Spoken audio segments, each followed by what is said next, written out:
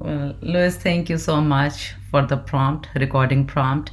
Well, welcome back everyone to our film, movies, and spirituality. I can't remember the name of the class. What is it, Louis, again? Spirit in the Movies, Part 2. Spirit and the Movies Part 2. Yeah. I'm so sorry. Spirit and the Movies Part 2. I am so excited because we have two very intense movies today. And like you all know, I totally believe that film, just like religion, is a strong part of our culture. They reflect our values, our dreams, our hopes, especially in contemporary societies like nowadays. So today, our two movies are Together and Mass, and they will be facilitated by Professor McDaniels and me. Jay, how would you like to go? Shall we start with Together or Mass? What is the plan for today? Let's start with Together. Okay, sounds good. So, Together is first, actually, I want to know how many of you have seen this movie. Can you just tell me by a show of your hand if you have seen this movie?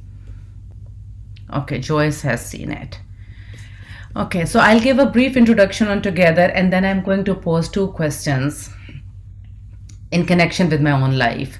So, this is a movie, since most of you have not seen it other than Joyce and me, and I saw it last night. It's an intense examination of the impact of COVID-19 pandemic on the relationships, on our relationships. So, this movie is set in London, in England, and it starts on the evening of March 24th, which is the night of the lockdown in London. And then the movie goes on and follows the relationship of this husband and wife, and it goes on for a year, and it ends a year later, following March, when in England the vaccination program seems to have at least halted the spread of COVID virus, and the city starts opening up again. So this is 1 year of their relationship. These are two characters, a husband and a wife, who are called he and she in the movie. We don't know their name. They're upper middle class. They're living very unhappily together. And how COVID changes their relationship is what we see throughout this hour and a half. So, Louis, can you play the trailer that I sent you today before I pose my questions?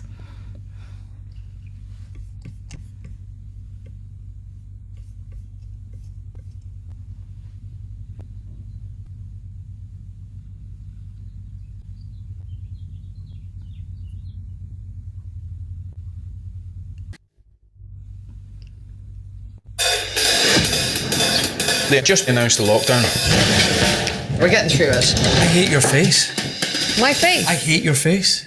Oh, you hate my It's face? just your face. I hate it. We should never got together in the first place. Madness. You know, is it a lockdown phenomenon? Are other people experiencing this? There's this particular mushroom and it's gonna kill you. I would love to pick that mushroom and watch that bastard die. I mean, not really. The only thing keeping us together is our child. Arthur, No, fair's fair. You gave me a great son. I didn't give him to you. No, I think you've got the same level of charm as diarrhea in a pint glass. I'm worried about Mum. Little Artie, he's only got one grandparent. The hospital was weird. It's just try and make sure that people don't die alone.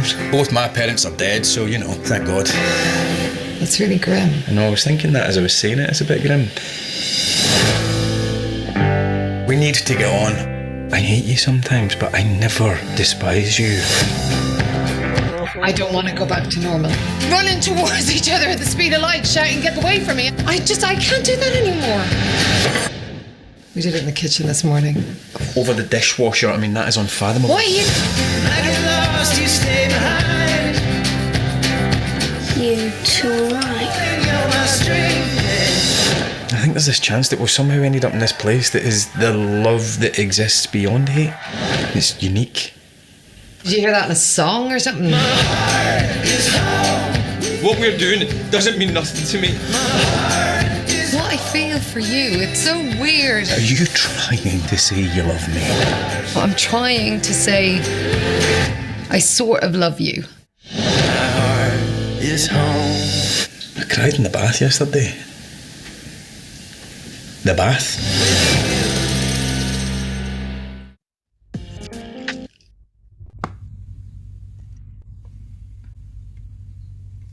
Well, thank you, Lois, um, for playing the trailer. So, I tried to watch the movie on Sunday night and I could not. And then I tried again last night and I did watch the whole movie. And I do find it very, very intense, the whole movie. And I have two questions about the movie that I want to pose to all of you. And my first question is about relationships, and my second question is about control.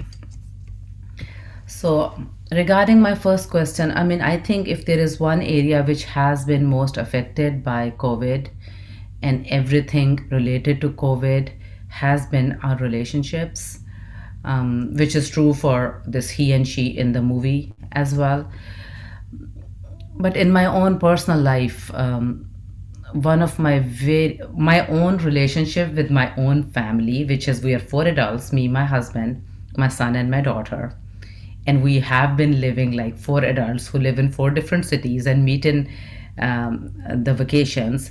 And I think our relationship has improved tremendously due to COVID pandemic. That's one thing which really it was a blessing in disguise for our family.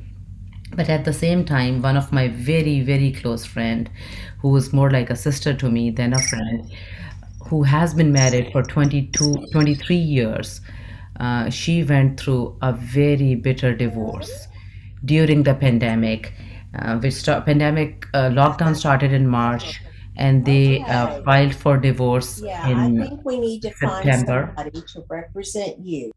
Um,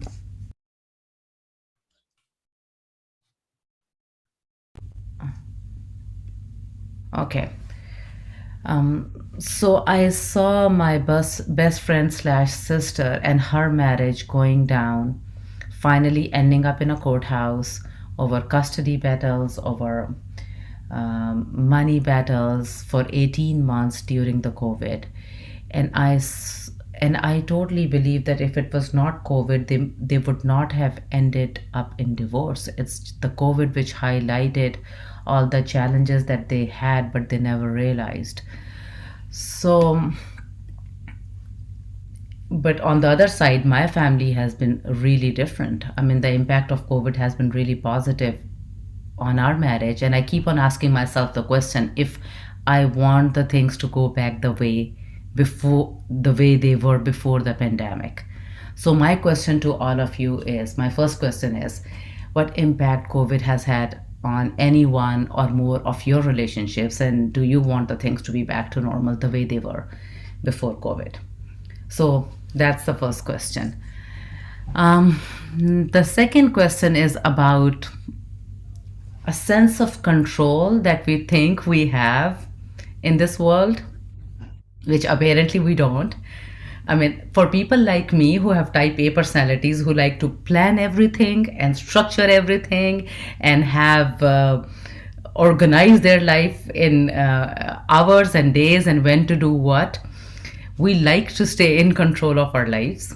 And when we realize that, the world is not in our control, our lives are not in control, it's not a good feeling. So I want to share something which happened with me during pandemic.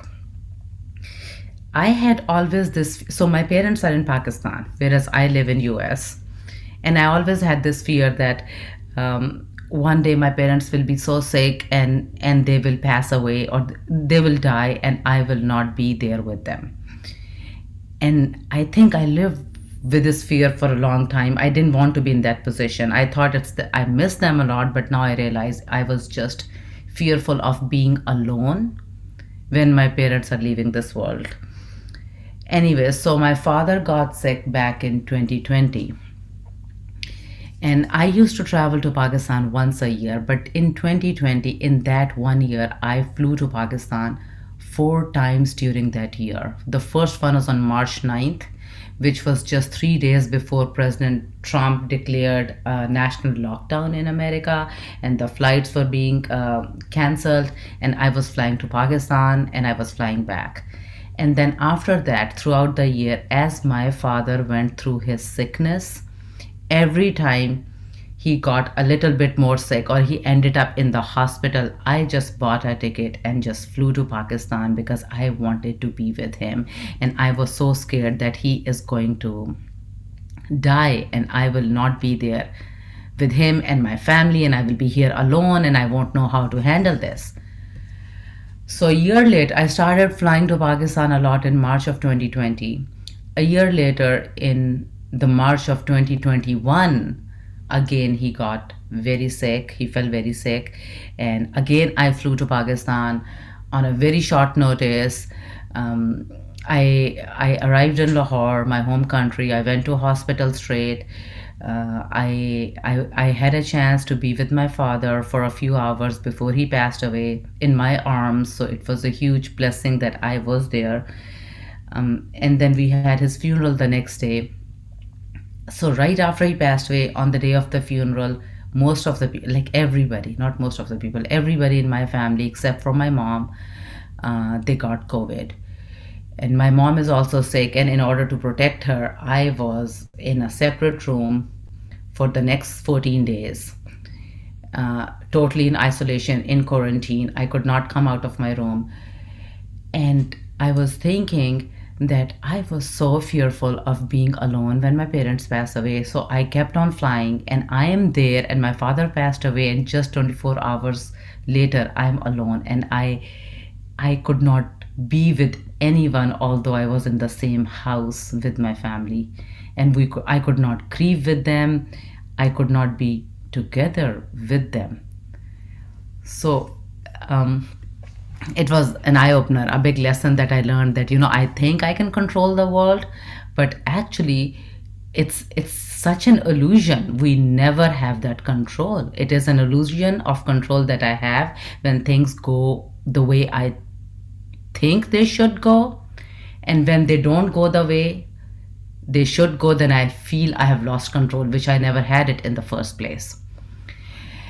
Anyways, so my second question is, and that the whole process of the death of my father and my not being able to be with my family, in spite of the fact I was in my home country, Pakistan, I was in my home, but I still couldn't be with people.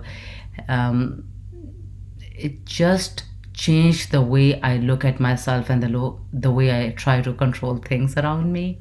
So my second question to you all is that, how do you respond to a world that seems to be out of control? And do you accept it as it comes to you, as it is, or what do you do to get to that level of peace?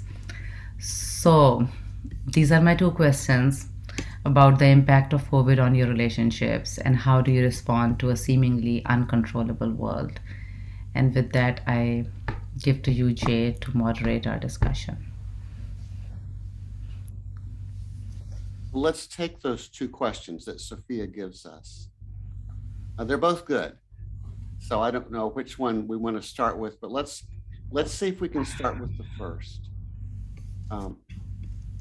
How did isolation affect you in your relationships?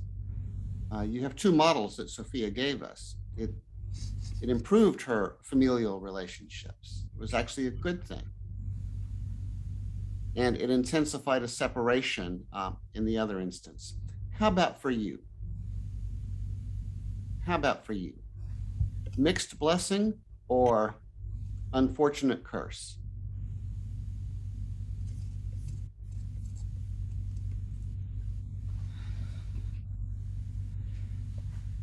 Anybody want to get started? I don't think it really affected my family and my friends and myself. It winnowed out some people that I was not especially close to by attrition, but not because of any falling out. It's just when we couldn't go anywhere, it limited that.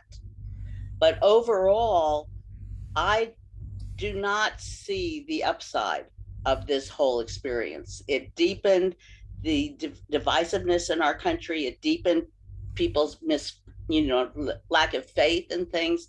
I think when I look at suicide rates and addiction and murder, all of that because of the isolation and the lost year of school of students, it had a horrible effect on my granddaughter, for instance. So I do not see an upside to it at all. That's Gotcha. Thank you. Yeah. Carol. Hi.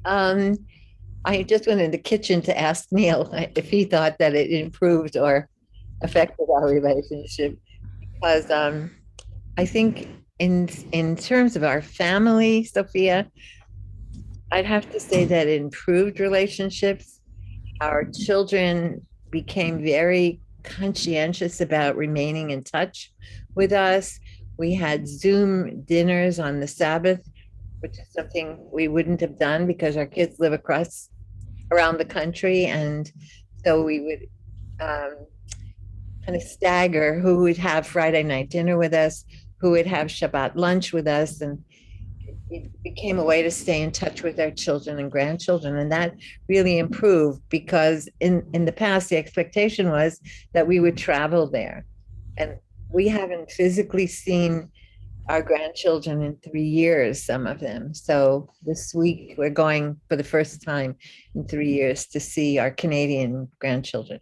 So on that level, I think it really improved relationships because everyone became more hyper conscious about staying in touch and reaching out and checking in and all those words.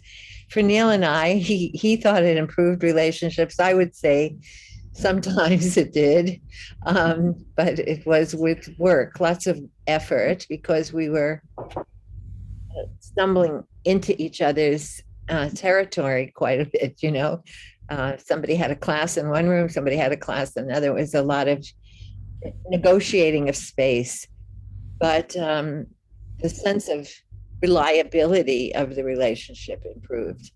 There was a confidence in the reliability of the relationship.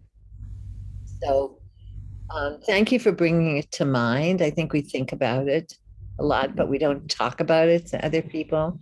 So there was this blessing, I guess, of working to remain connected despite external limitations. Or as a friend would say, when I'd say I miss you, she said it's only on the physical level, right? Only on the physical level. So I would say spiritual and emotional relationships deepened for us. Anybody else? Thank you, Carol. Anybody else? I have a question related to this for us. I'm guessing that a good many of us have spent a good bit of time on Zoom. And so we've been connected to people, but not in a physical way. But we have seen faces and we have heard voices. For you, is there something profoundly missing in those Zoom relationships because you can't touch? Or by contrast, has Zoom facilitated relationships and it's kind of okay? So how has your experience been in terms of relationships vis-a-vis technology? Any observations or reflections?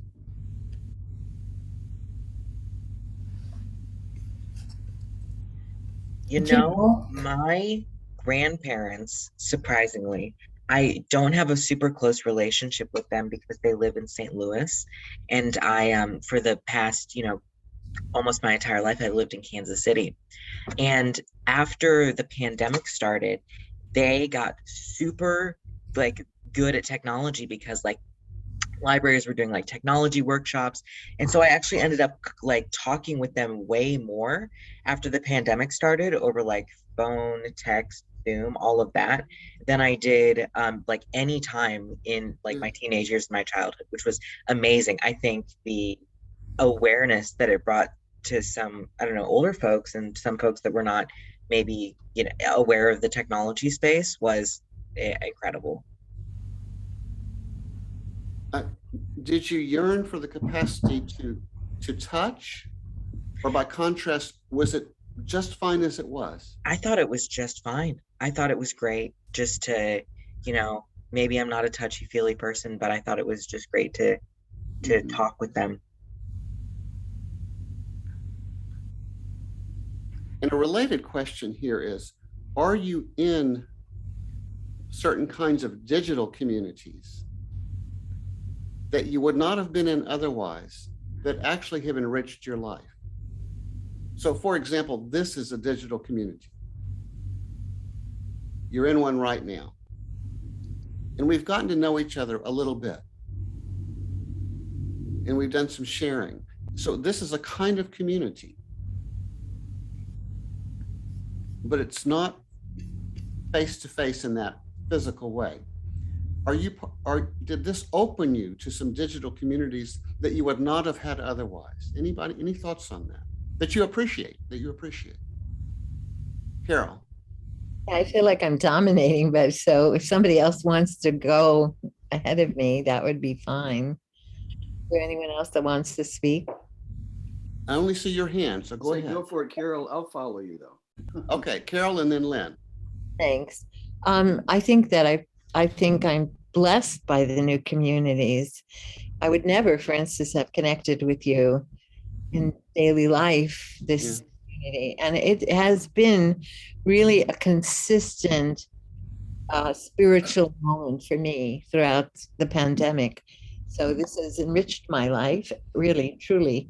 And I've been able to take classes around the world or visit with friends around the world in ways that Lewis mentioned, relationships that were saved for certain times of the year, perhaps, now became much more accessible through Zoom.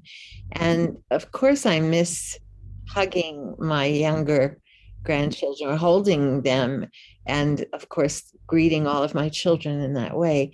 But it's very satisfying to have this option available. Like, I bless Zoom every day for the ways in which my world has expanded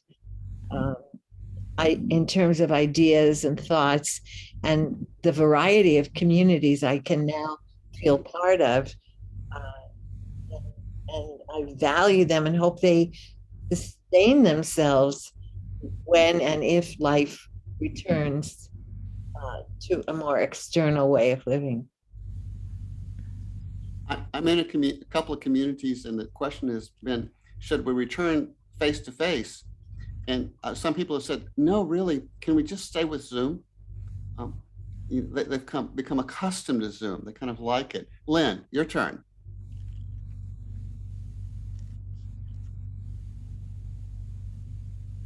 No?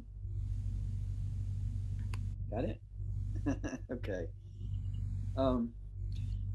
Yeah, I was partly holding back because I don't ignore the negative things, and I'm deeply disappointed. Lynn, can you speak a little louder or turn the mic up or something? Let me move a little bit. Is that any better? Yeah, good. A little. I don't know. It's usually better than this. Anyway, I was holding back a little bit because although I recognize that it's been really hard for a lot of people, and certainly, I mean, the illness and all, but one of the things that's been especially frustrating is the way that it was politicized, and in a sense, there was an opportunity for a lot of compassion that in part got sidetracked. But from my experience with family, is primarily Rebecca and myself, and but the kids became more in the loop, and they were all very intentional. I mean, partly my history with Hodgkin's cancer and all that, I was pretty vulnerable in ways early on, especially, and so we did go to different parts of the house and stay pretty careful about that. But it also opened up some ways, both for expressing and sharing like this through Zoom, but as you were talking about, Jay and Carol, that it opened up a lot. I mean, we had family reunions that we wouldn't have had before. And yeah, I missed the direct connection, but I realized in a lot of ways, if there are people who are intentional about listening, that there can be some really powerful presence that takes it in a sense. There are a lot of groups that I started on Zoom. So it became for me a really energizing thing that is kind of very spiritual, soulful intention of creating safe space. And it's people were able to show up from other places. And one was my cousin that I lived with when I was a patient at St. Jude in Memphis. And she was able to join us from Washington, D.C. And then she moved to Washington State with her new grandkids. And the group was with her in that, people who were near and far away and relatives. We had a retreat where people came together, and although I missed the connection, I was able to go into the back of the house that's very much nurturing of being with nature. So in a way, it added something to that space, sharing the retreat, although it was online, but it was like, and being in people's homes in a way, like we see aspects in four-legged family that are often with us. All those things kind of opened up a little bit more of a connection that made it so I didn't feel the lack of physical closeness nearly as much, because I actually saw a whole lot more, as well as other communities that I've been involved with in lots of different ways, and people around the world, and some courses that have became community as well. And so I see it as potentially a really wonderful opening for connection at a deep. We will see. We will see. I see it as a potential, and absolutely, we will see. Let's turn to the question of control. Now, Sophia said that she's a type A personality. Is that right, Sophia? and so you're kind of keen on control. Is this true? Well, that's one thing pandemic changed about me, and it's changing every day. I'm learning to let go. So I think she asked the question, how do we ourselves deal with, cope with, respond to the absence of control? Is that the question, Sophia? When we realize that we don't have control, because honestly, we never have control. Right. Yeah. Anybody want to speak to that?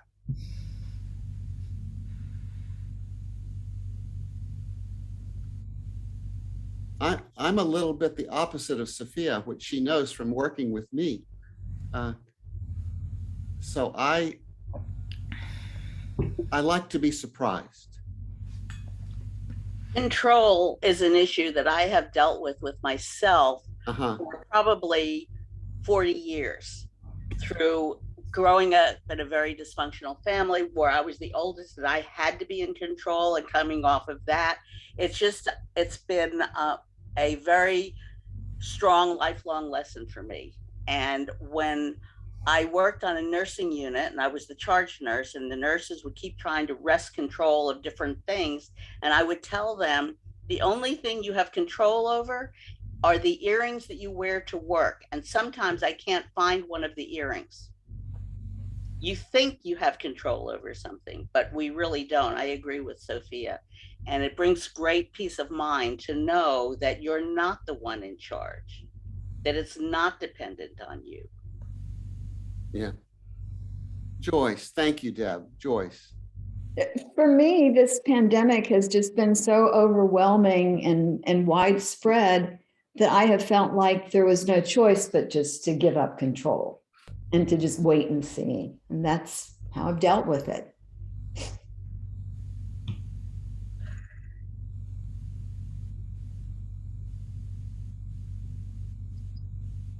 I think anybody else on the question of control? I'll say a word religiously. For me, I have never expected to be in full control, and I've never wanted that, actually. but I want some things to be in control, but not the big picture. And some people respond to the recognition of that bigger picture by saying, well, God's always in control. But I myself have never thought that either. I've never imagined God as in complete control. So for me, where I find God is not in external events unfolding as I expect them to or would like for them to, but in providing resources for responding to whatever happens, happy or sad, good or bad. There's something inside us that I think can respond in a somewhat free and creative and loving way to whatever happens. And that's where I find God. And for me, the pandemic came at exactly the same time that I had a diagnosis with cancer. And so just about a week before all the pandemic hit, I found out that I had the very same cancer that Lynn has, lymphoma. And I realized the fragility of life and the mortality of life. But, we're all mortal. I don't know if you've noticed this. We're all mortal. And so the question is, how do we respond to the fragilities of life? And there's plenty to celebrate. There's so much beauty. And there's some things to mourn. There's much to be mourned also. But for me, God is inside us as a strength and a freedom to respond. Really, whatever. So that's my pandemic. By the way, pandemic really did help my relationships with my wife.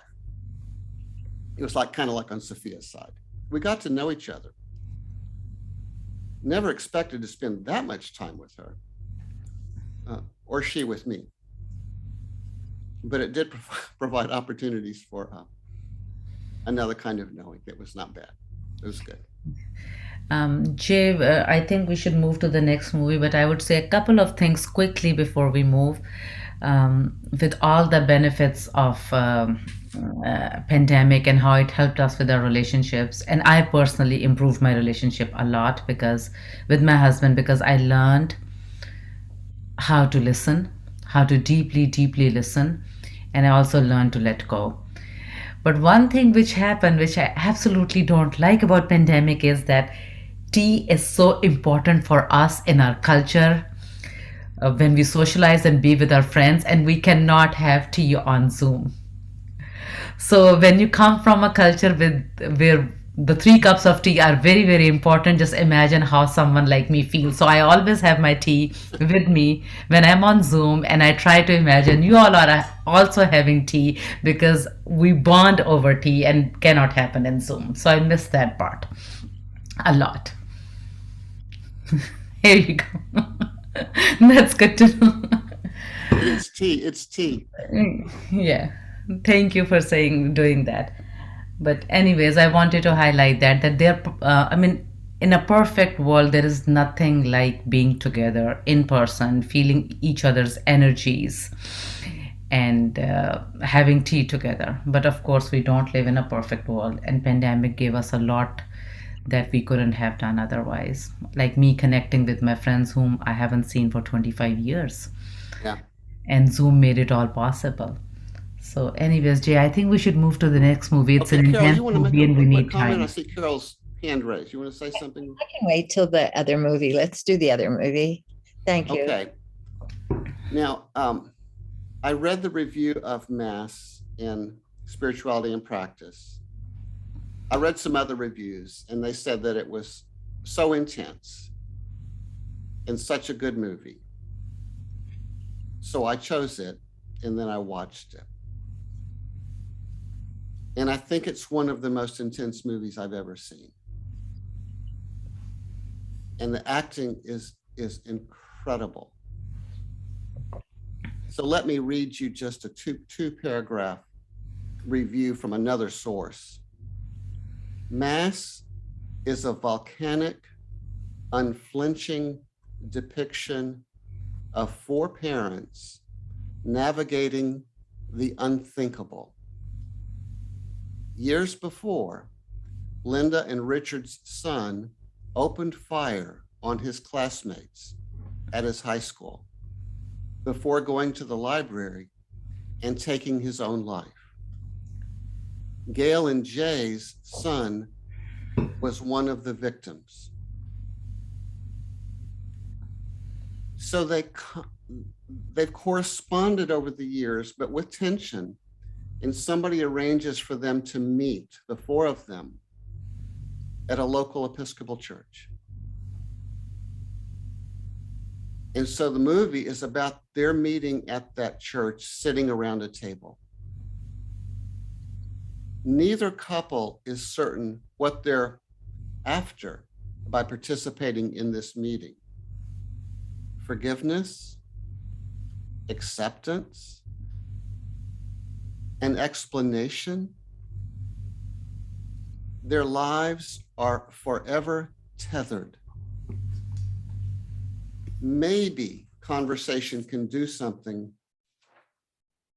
for their grief, the pain that has overwhelmed their lives in so many different ways. Now,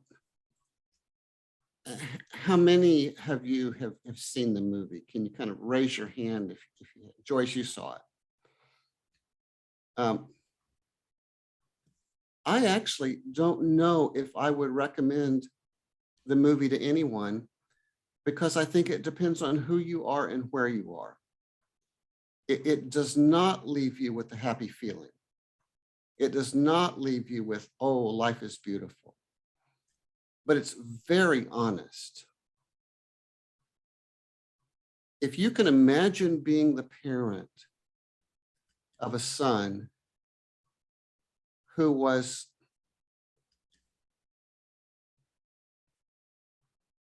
lonely, isolated, maybe a little bit on the spectrum, who ends up committing a mass shooting. And everyone bemoans the passing of the victims, but nobody memorializes your son. And many people think it would have been better had your son never been born. But you're the mother. You can't think that. And then the other couple comes to see, you're going to visit with the other couple. Imagine that you're the mother of one of the 13 or so sons that were killed. You're the mother and you're the father. And imagine the feelings that you would have. The resentment, the anger, the confusion, the hatred. And there you are together, the four of you, and you talk. And the movie takes you into the psyche of each of those, of the father, the mother, both fathers and mothers. It's so intense. So one question that emerged to me is, why would I recommend that anyone see this movie? And it's kind of the big question, why do we want to be confronted with realities so brutal and so painful that part of us just doesn't want even to look at it, but part of it does want to look at it. And so the bigger issue is the question of catharsis. And I heard a lecture this morning on Aristotle's Poetics. And Aristotle was interested in what's going on in tragedy, the genre of tragedy. And Aristotle proposed that it's something called catharsis for the viewer. But apparently, historically, there are two different meanings of catharsis that have emerged. One is catharsis erases, gets rid of the pain and the fear.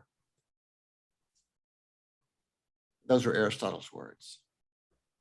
But Aristotle's view was, no, it doesn't get rid of the pain and the fear, but it reconfigures it in a different kind of balance. So in a way, those parents having that conversation were undergoing catharsis type 2, not type 1. It's not that the feelings go away, but they're reconfigured through the amazingly intimate conversation and with great pain. It also raises the question, why do we go to movies like that? Why would we want to see that? So that's kind of one question. Another question is forgiveness. What is it? What is it? Is it doing something where then everything's okay? Is it having good feelings about someone that you had bad feelings about? I don't know. It sure doesn't look that way in this movie. But it is taking a turn. And you know how in life you can live from resentment, or you can, I don't know, have you ever been resentful of somebody? Please tell me you have. It's called being human. But you know how resentment can burn you up? It can burn a person up. And so you can take a little turn, maybe with God's help.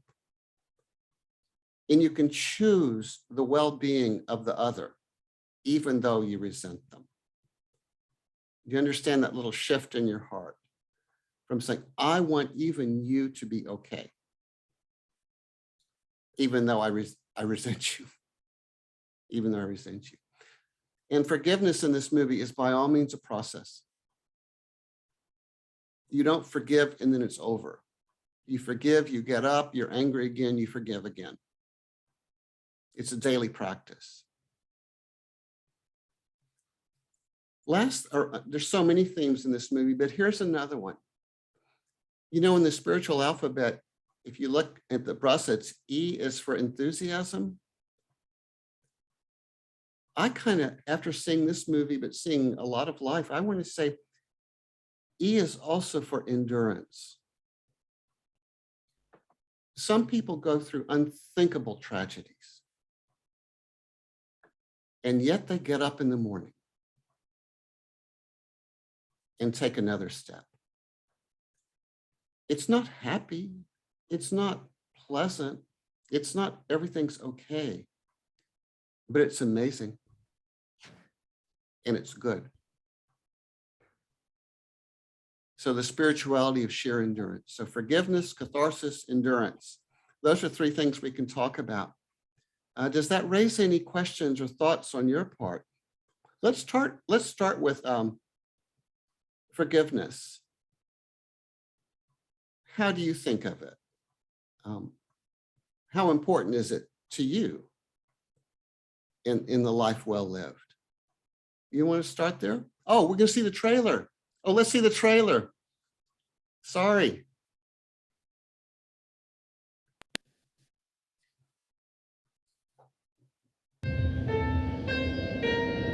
How many people are coming? There'll be 4 of them. Richard, Linda, Mrs. J, and Gail Perry. Thank you for agreeing to meet us. You're welcome. I'm going to leave you alone. Let me know if you need anything.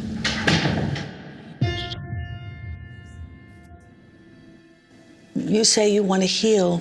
Is this how? We're not here to attack you, and we promise that. We want to know how this happened. We need your help with that. I'm willing to help. When you talk about blame on your part. I want to know what you're referring to. It's very hard to answer. Well, please try. It's not just one thing. Tell me about your son. What would you like to know? Everything. I want to know everything. Why? Why do I want to know about your son? Because he killed mine. It's not our fault, Richard.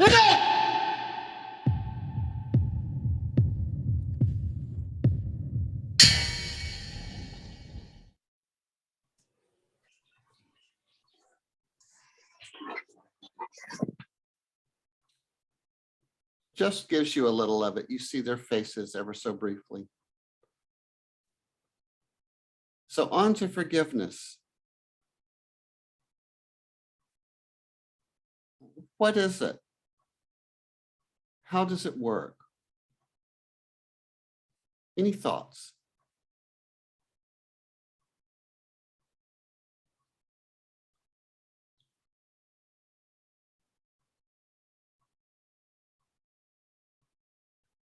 Joyce, what did you think?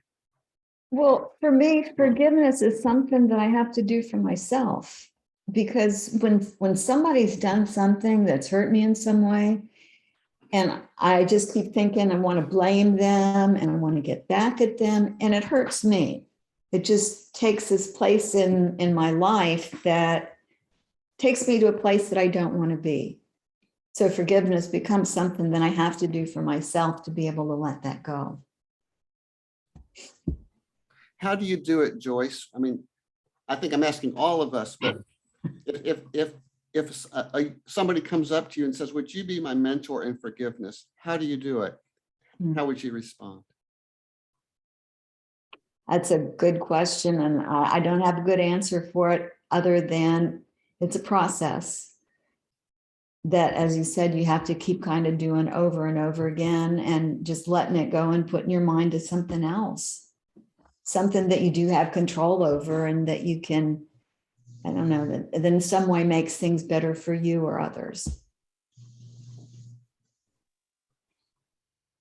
I have to pray for willingness on my part to forgive. And sometimes for me, that lasts a long time. But if I pray for the person and I pray for willingness to forgive them, I think that might, for me, be one of the first steps.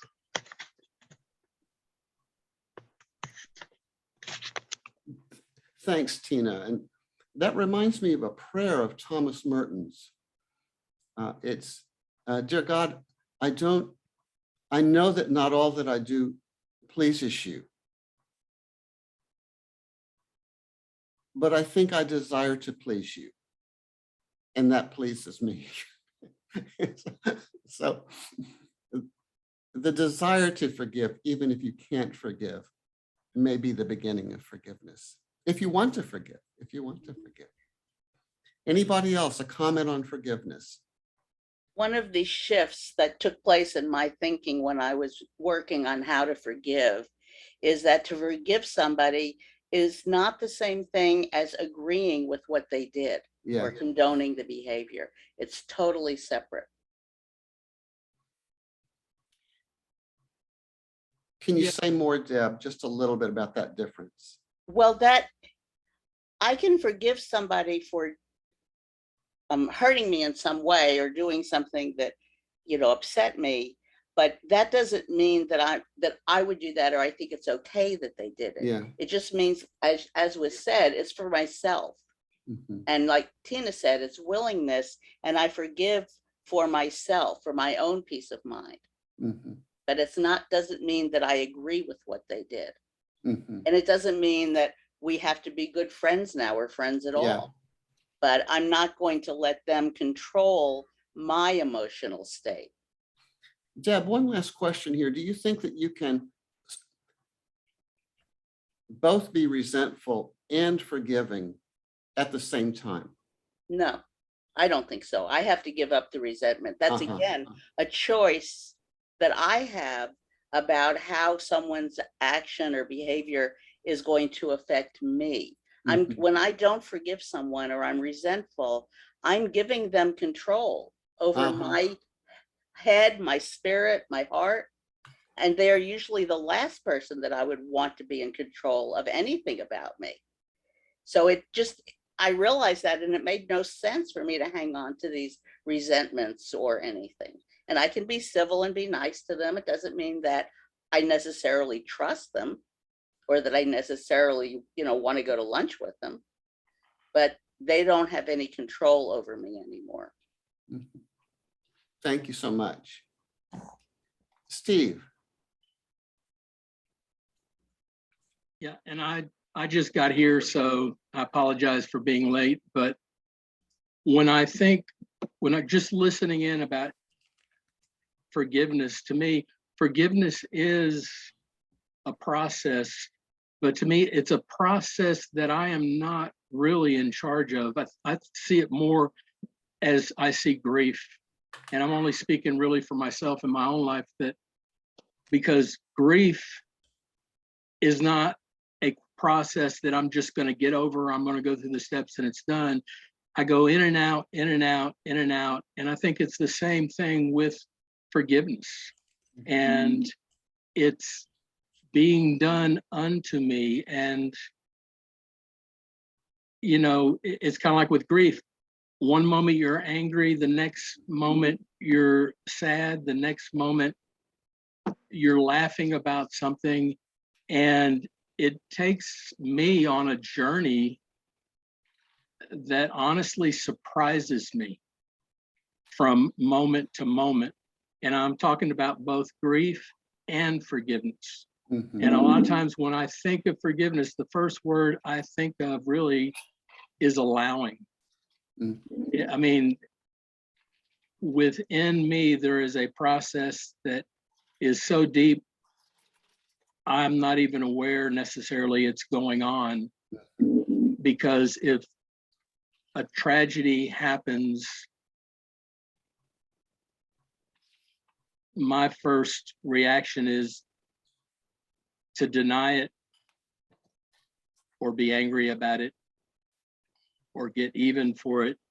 And I think, anyway, I know I'm all over the place, but I just feel like for me, forgiveness is like grief. It's a process, and we go in and out and in and out and in and out. And I think there are times when I definitely slip back into resenting. And then whenever it happens, I catch myself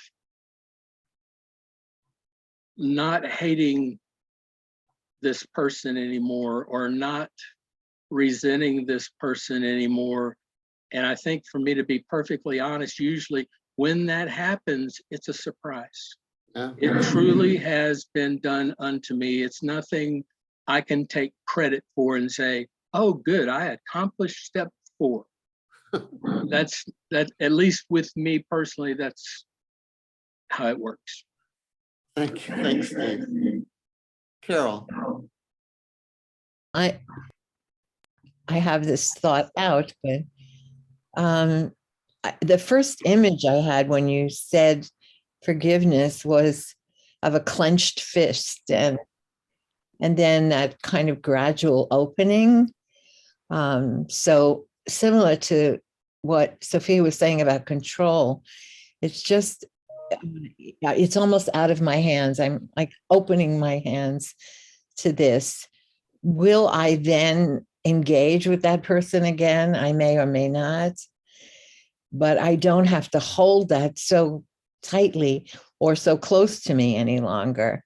And I like what Steve had to say about it's a gift, because I do as much as I can to identify that other person as human.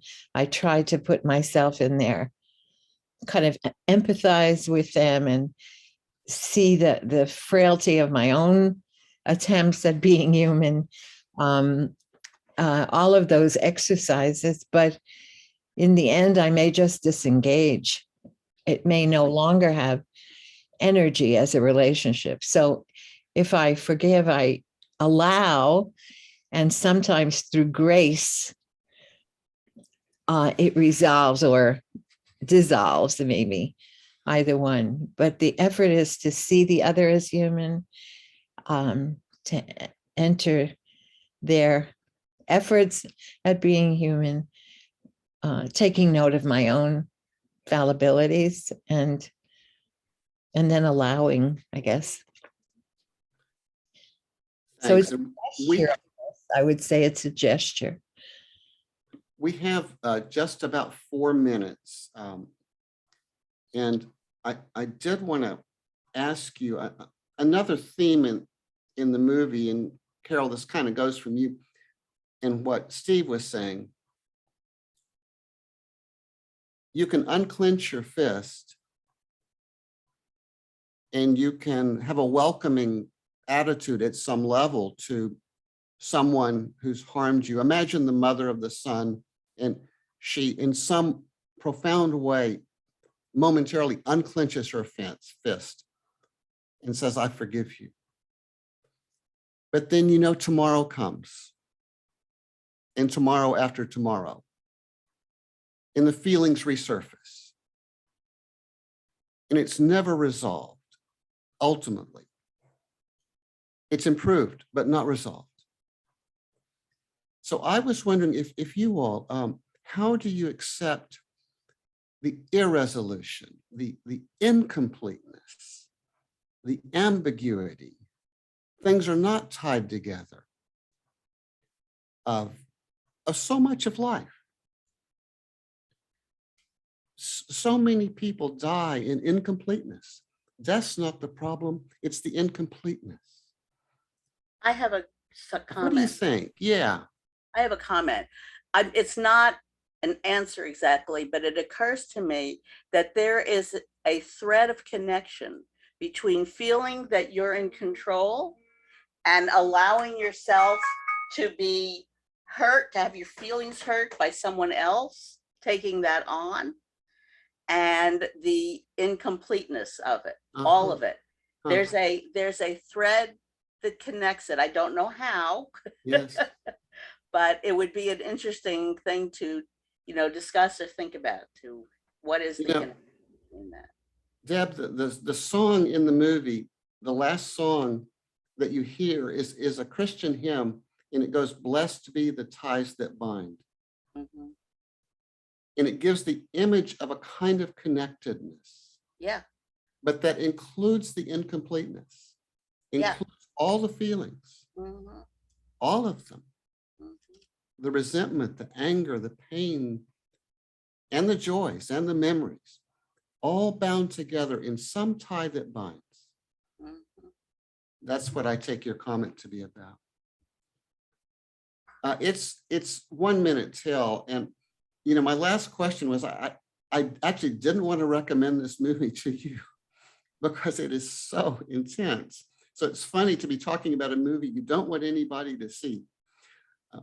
But I had to ask myself, why do people go to movies that are so hard, so painful, so unresolved? What is the catharsis? So maybe not this time, but next time, we can talk a little bit about that. In the spirit of non-closure, let's end this discussion in perfect non-closure and turn it over to Sophia for next time. Thank you, Jay. I love the ending of non-closing. Thank you for doing that. I found this beautiful poem about deep listening, and I saved it to share with you all today, if you give me a few seconds. But before that, I want to thank you all for being here every Wednesday. This is definitely an important spiritual community for me, which grounds me every Wednesday. So thank you for being here. And if you have a movie that you want to share with us, please send it to Lois by Friday of this week. Now about this poem, I do believe that deep listening is such an important quality of heart and mind, and it's a spiritual practice that strengthens our relationships. And both of the movies that we talked about today, Together and Mass, they both highlighted and showed us the importance of deep listening. So this poem is by John Fox, and I want to close on that. And the name of the poem is When Someone Deeply Listens to You. When someone deeply listens to you, it's like holding out a dented cup you have had since childhood and watching it fill up with cold, fresh, sweet water. When it balances on top of the brim, you are understood. You feel understood. When it overflows and touches your skin, you are loved. You feel loved. When someone deeply listens to you, the room where you stay starts a new life. And the place where you wrote your first poem begins to glow in your mind's eye. It is as if gold has been discovered. When someone deeply listens to you, when someone deeply listens to you, your bare feet are on the earth and your open heart in the heavens, and a beloved land that seemed so distant opens up a new home within you. When someone deeply listens to you. Love and light to you all. And I'll see you all next week, next Wednesday at noon. Peace, salam, and shalom. That was beautiful, Sophia. When I found that poem, I was like, oh my God. It brought me home. It's so beautiful. And especially because I have been practicing and learning to deeply listen. So it gives me a lot of joy reading this poem. Thank you. Where did you find it? It's actually it's by John Fox. I can send it to you. It's in our book,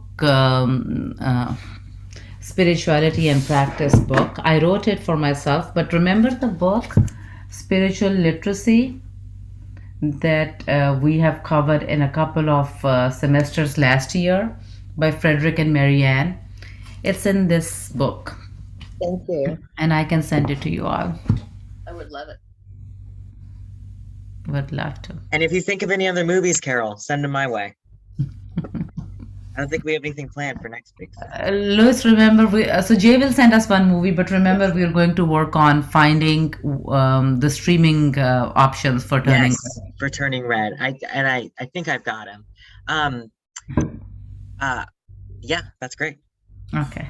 Great.